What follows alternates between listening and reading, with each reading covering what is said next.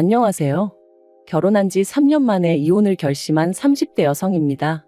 사람마다 외모도 성격도 전부 제 각각이라지만 그래도 저는 제 자신이 유별나다고 생각해 본 적은 없어요. 대단한 구석도 없지만 그렇다고 모난 구석도 없다고 믿고요. 그런데 어머님과 부딪힐 때마다 어머님은 제가 이상한 거랍니다. 사고방식이 글렀다나요. 저도 남편만큼 배울 만큼 배웠고 남들처럼 멀쩡히 사회생활 잘만 하고 있는데 말해요. 그래서 내리게 된 제 결론은 그냥 저는 이 집이랑 안 맞는다였지요. 그리고 저리 싫으면 중이 떠나야지 어쩌겠어요? 그래서 이혼을 결심했습니다. 남편하고는 아는 선배의 소개로 만났고 소개받았을 당시 제 나이 30, 남편 나이 32이었어요. 선배는 부담 없이 만나보라고 했지만 남편이나 저나 둘 다 적은 나이가 아니었다 보니 솔직히 부담스러웠던 것도 사실이고요. 하지만 선배하고는 여러 가지로 얽혀있는 상황이다 보니 자리 자체를 거절할 상황도 못 되었네요. 아무튼 그리고 말이 나왔으니 말이지만 소개팅을 받던 시기 저는 결혼과 비혼의 갈림길에서 고민이 많았어요.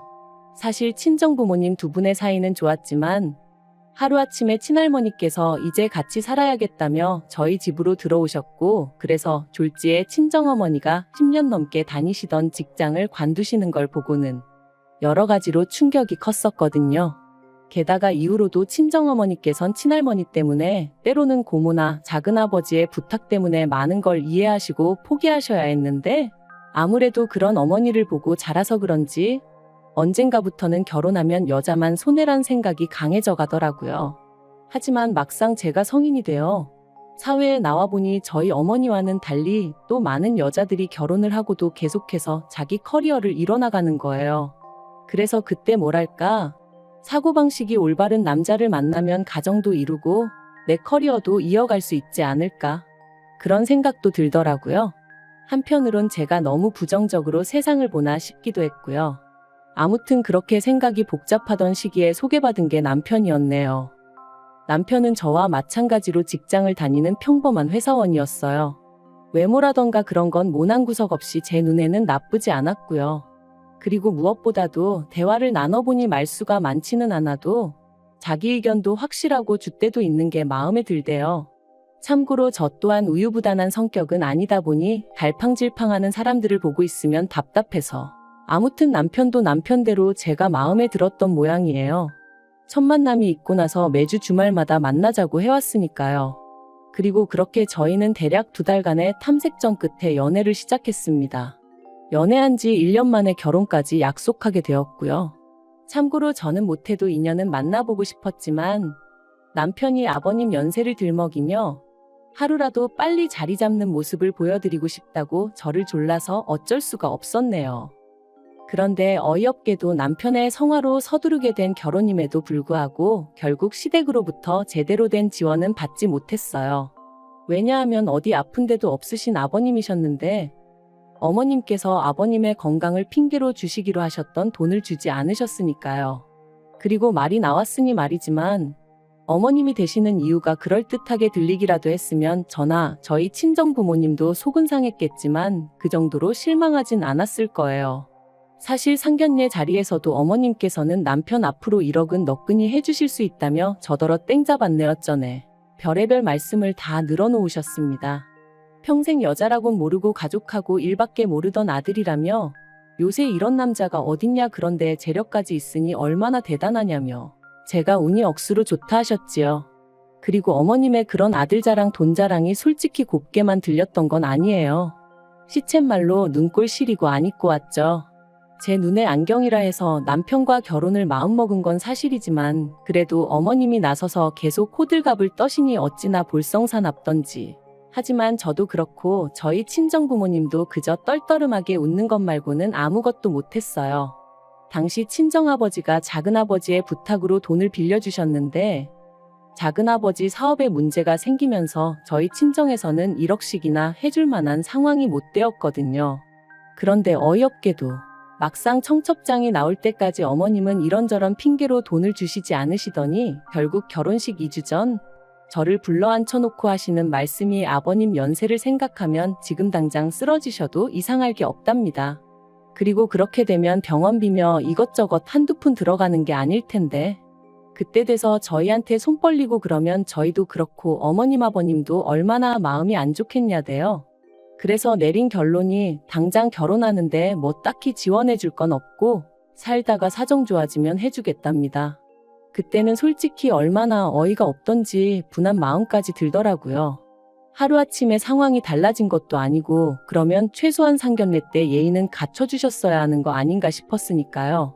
아무튼 결국 양가로부터 별다른 지원 없이 남편이 모아둔 돈과 제가 모아둔 돈 5천씩 반반 보태 그 돈으로 전세를 구했습니다.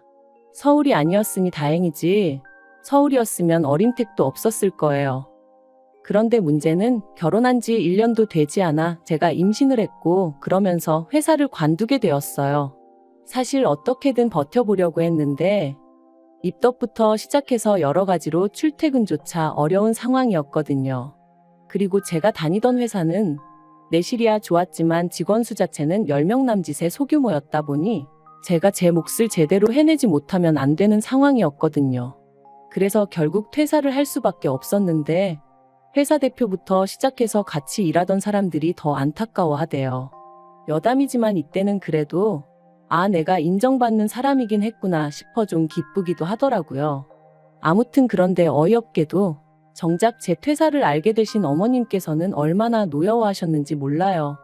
그것도 제 회사한테 노여워하신 게 아니라 퇴사를 했다는 사실에 노여워하셨어요. 말씀하시길 제 조건이랄 게 마음에 드는 게 없었지만 그래도 제가 제 밥벌이는 하겠구나 싶어서 허락한 결혼이었다 하시며 그런데 이제 와서 임신했다고 유세 부리냐 어떻게 남편 고생할 건 하나 생각도 안 하고 그거 좀 힘들다고 홀랑 회사를 때려치냐. 너는 그럼 앞으로 내 아들한테 기생해서 살겠다는 거냐. 이거 사기 결혼이다 하시는데 그때 어머님이 하신 말씀은 제가 죽을 때까지도 토시 하나 잊지 못할 것 같아요. 그래도 시간은 흘렀고 저는 눈에 넣어도 아프지 않을 딸아이를 낳았습니다. 솔직히 임신 사실을 확인했을 때부터 어머님은 당연히 제가 아들을 낳을 거라 믿으시는 눈치였지만 저는 아들이고 딸이고 전혀 신경 쓰지 않았어요. 그저 건강한 아이였으면 좋겠다는 거 그리고 굳이 보태자면 남편이 아닌 제 눈을 닮았으면 좋겠다는 정도였지요.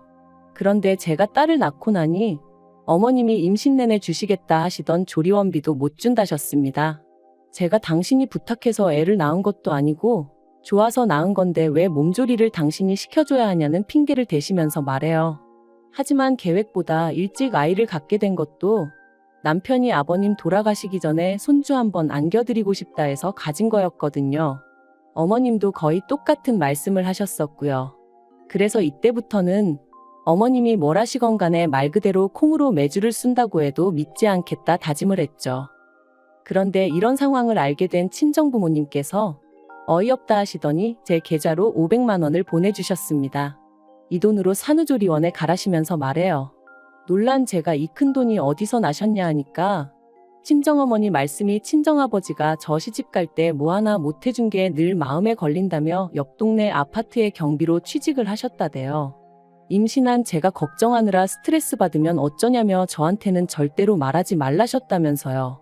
그 이야기를 듣는데 말 그대로 눈물이 쏟아졌어요.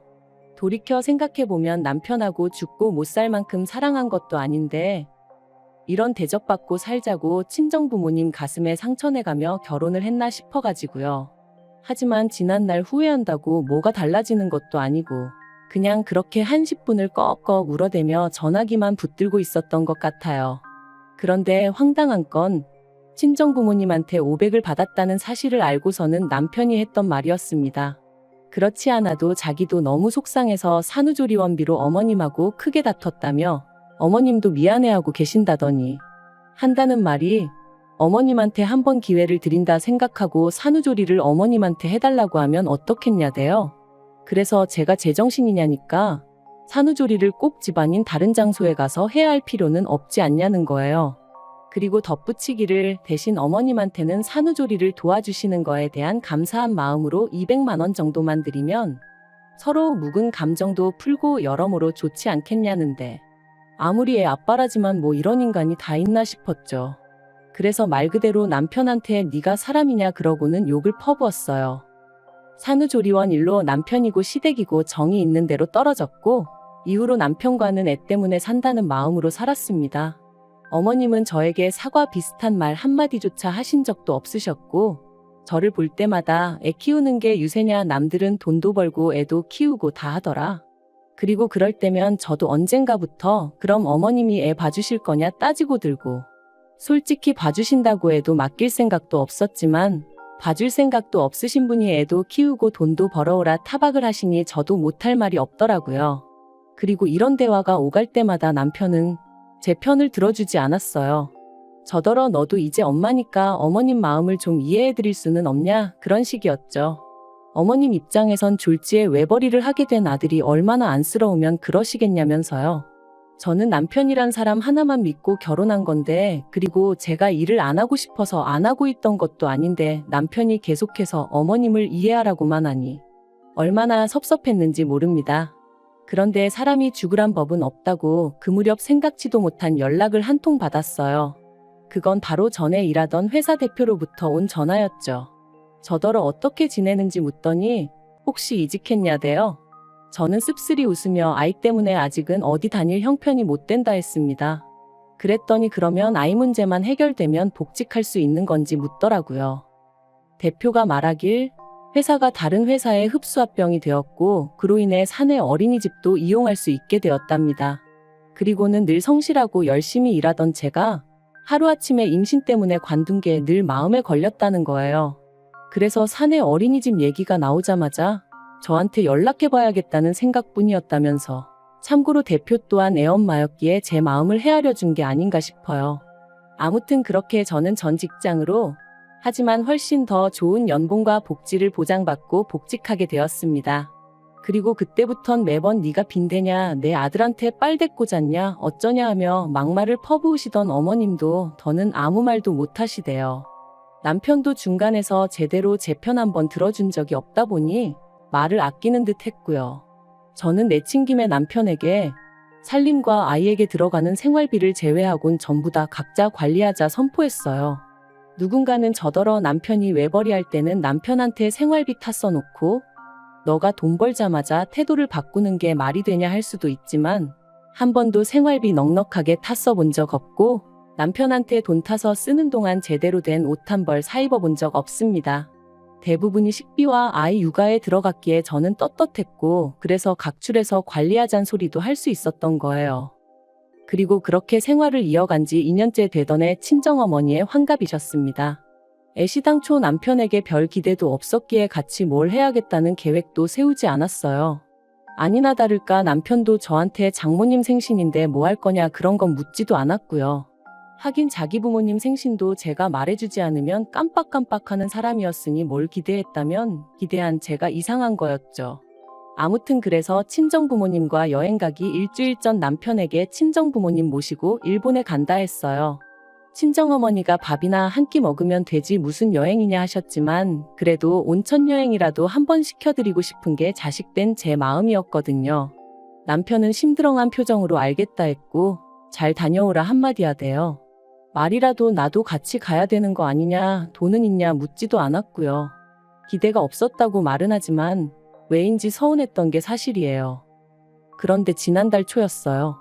어머님이 연락을 해오셔서는 대뜸 친정부모만 부모냐면서 어떻게 네 부모만 데리고 여행을 다녀왔냐 소리를 지르시대요. 그래서 제가 그게 아니라 환갑이시라 겸사겸사 다녀왔다 했습니다. 그리고는 어머님이 혹시 걱정하실까봐 드리는 말씀인데 어머님 아들 돈은 1원 한 푼 쓰지 않았다 했죠. 하지만 어머님께서는 그래도 그건 경우가 아니라며 화를 내셨고 당신 환갑 때는 아무것도 못했다며 하소연을 하셨습니다. 황당한 건 어머님 환갑 때는 제가 이 집 며느리가 아니었는데 말이죠. 어머님은 저희 친정어머니보다 나이가 6살이나 많으셨거든요. 그래서 제가 그러면 칠순 때 챙겨드리겠다 하니까 칠순까지 얼마나 남았는 줄 아느냐며 무조건 지금이라도 지나간 환갑을 챙겨달라셨어요. 어이도 없고 환장하겠더군요. 그렇게 전화로 1시간 10분을 시달린 끝에 알겠다 했습니다. 그런데 곰곰이 생각해보니까 제가 그걸 왜 해드려야 하나 싶더라고요.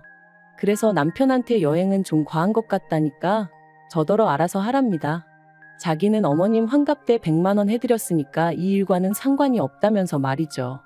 그리고 강 건너 불구경하듯 말하는 남편의 모습을 보고 있으니 그동안 어머님과 제가 갈등이 있을 때마다 남의 일마냥 먼 산만 보던 남편의 지난 과거들까지 떠오르면서 더더욱 억울하고 분한 마음이 들더라고요. 그래서 저도 이대로는 못 넘어가겠다. 말 그대로 복수를 해야겠다 싶대요. 그래서 어머님이 저한테 이렇게 주신다며 잔뜩 기대하게 만드셨던 것처럼 저도 여행 일정이며 이런저런 이야기로 남편과 어머님을 잔뜩 들뜨게 만들었어요. 그리고 출발 하루 전날 남편과 함께 어머님 댁에 찾아가 갑자기 사정이 생겨 여행을 못 갈 것 같다고 통보해버렸습니다. 영문도 모르고 같이 간 남편이 눈이 휘둥그레져서 저를 쳐다보더라고요. 그리고 역시나 제 예상대로 말 그대로 난리가 났어요. 제가 당신을 가지고 놀았다면서 세상에 이런 법이 어딨냐 하시더니 약속을 했으면 지켜야지 사람을 뭘로 보고 이런 짓을 하냐면서요. 그래서 저도 지지 않고 저는 어머님 사정을 다 이해해드렸는데 어머님은 왜 저를 이해 못 해주시냐 서운하다 받아쳤습니다. 어머님이 저한테 하셨던 말씀처럼 제가 무슨 빚을 진 것도 아니고 마음 같아선 해드리고 싶었지만 안 되는 걸 어떡하겠냐고요. 그랬더니 어머님도 더는 아무 말씀을 못 하시긴 하대요. 하지만 이 일로 남편 입에서 이혼 소리까지 나올 줄은 솔직히 꿈에도 생각을 못 했습니다. 남편은 그저 저더러 너무하다며 어머님이 결혼할 때 돈 안 해주신 걸로 제가 이렇게 앙심을 품고 있을 줄은 몰랐다는 거예요. 그래서 돈이야 우리 친정에서도 안 해주셨는데 내가 무슨 앙심을 품고 있었겠냐 했습니다. 하지만 이후로 어머님이 돈 가지고 나를 얼마나 서운하게 하셨는지 당신은 알지 않냐고. 그때 맺힌 게 지금 이렇게 터져나온 것뿐이라 했죠. 하지만 남편은 저를 이해하려 노력하기보다는 그래도 어머님이 얼마나 상처를 받으셨겠냐며 제가 심했답니다. 그리고 그런 남편과 저도 더는 대화하고 싶지 않아 마음대로 생각하라 했는데 남편이 친정부모님과 여행하면서 든 돈이 얼마냐며 그 돈하고 똑같은 액수로 어머님한테 드리래요. 제 잘못에 대한 용서를 구하면서 말이죠. 그리고 그 말을 들으니 앞으로 살면서 이보다 더한 일들도 많을 텐데 그럴 때마다 남편은 제 편이 아니겠구나 싶은 생각이 들면서 이혼하자는 남편을 더 이상 붙잡고 싶지 않아졌습니다. 솔직히 붙잡은 것도 제가 남편이 너무 좋아서 그런 것보단 애 아빠니까 그런 거였고요. 결국 남편과 저는 협의 이혼 중이고 앞으로 한 달 정도면 저희는 완전히 남남이 됩니다. 앞으로 혼자 아이를 키우며 살 생각을 하면 솔직히 눈앞이 깜깜하기도 하지만 그래도 정서적으로나 경제적으로나 뭐 하나 의지하기 힘든 사람과 부대끼며 사는 것보단 혼자가 낫겠다는 확신이 있거든요. 그리고 엄밀히 말하면 저를 아껴주는 부모님과 직장 동료들 친구들이 있으니 저는 혼자가 아니죠. 잘 살 수 있을 거라 믿어요.